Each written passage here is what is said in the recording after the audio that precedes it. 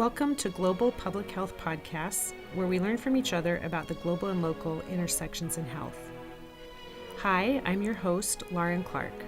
I'm a professor of nursing at the University of Utah College of Nursing, and I'm bringing to you stories from students with insights into global health. Today we're talking with Elizabeth Hanna, a DNP student here at the University of Utah. She's going to tell you that she's a binational, bicultural nurse, and that's important to her story. She brings a unique perspective as a woman who's experienced childbirth in the UK and in the United States, and she reflects a little bit on what that means at the policy level. I'm Elizabeth Hanna. I am a nurse at the VA, and I'm also a nursing student at the University of Utah, studying for my DNP in acute care. And I am here to talk about global health perspectives. I have dual nationality, American citizenship, and British citizenship, and I spent almost all of my adult life living in England, studying and working.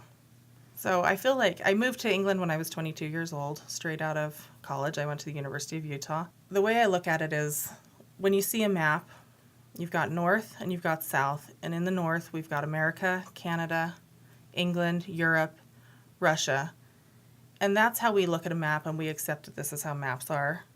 But when you think about why is that? Why is England right really in the center? And it goes back to the fact that England was this imperialist center point, and they had the cartographers that mapped out the world, and that's why it looks that way. But if you take the map and you turn it upside down, it's still the same map.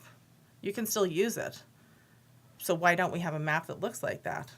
For me, moving to England, it was like my map got turned upside down, and I haven't really been able to turn it the other way back because that's how I see the world now. So I experienced healthcare as a British citizen. I use the National Healthcare Service, which is a universal service. Everybody has access to it, from the Queen to homeless people, everybody.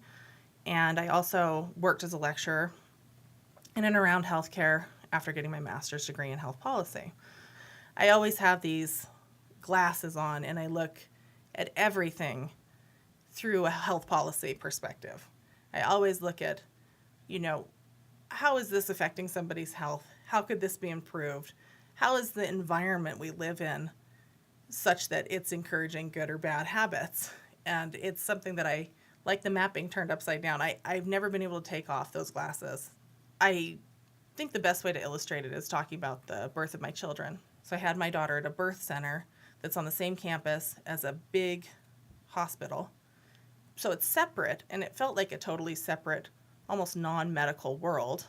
You don't go in and have an IV. You go in, and they had rooms that had birthing pools and a private bathroom, and they had those big Swiss balls, everything you could ever want to have almost a natural birth. The midwives there do have access to some pain relief, but no epidurals or anything like that. If you start to have complications, though, the hospital is right across the street.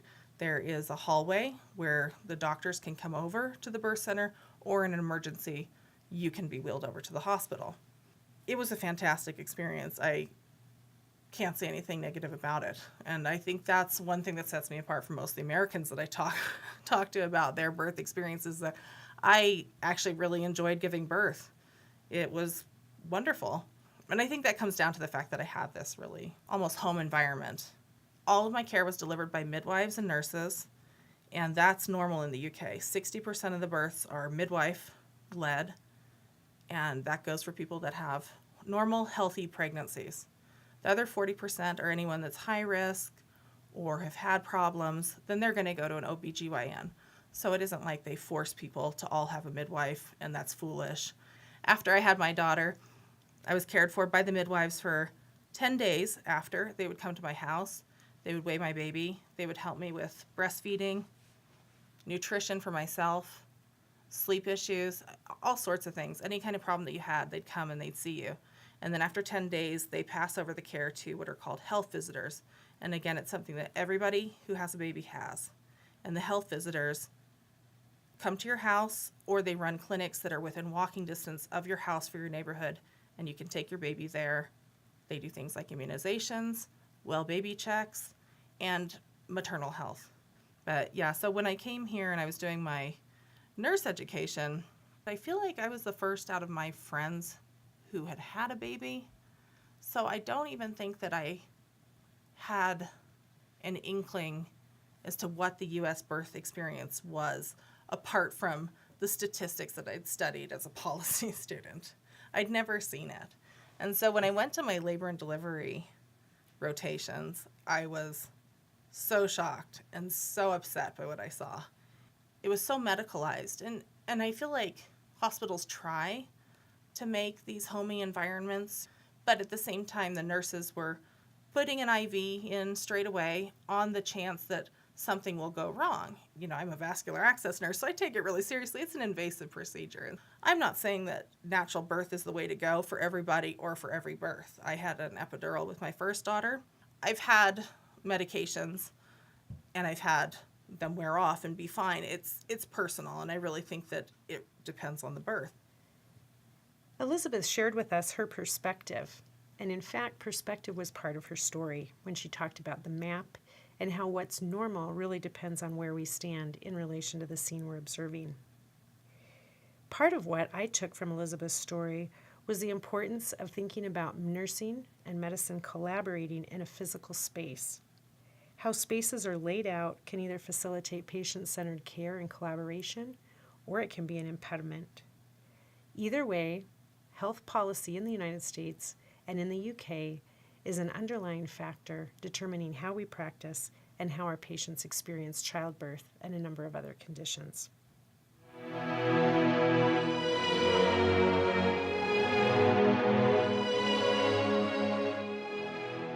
Welcome to Global Public Health Podcasts, where we learn from each other about the global and local intersections in health.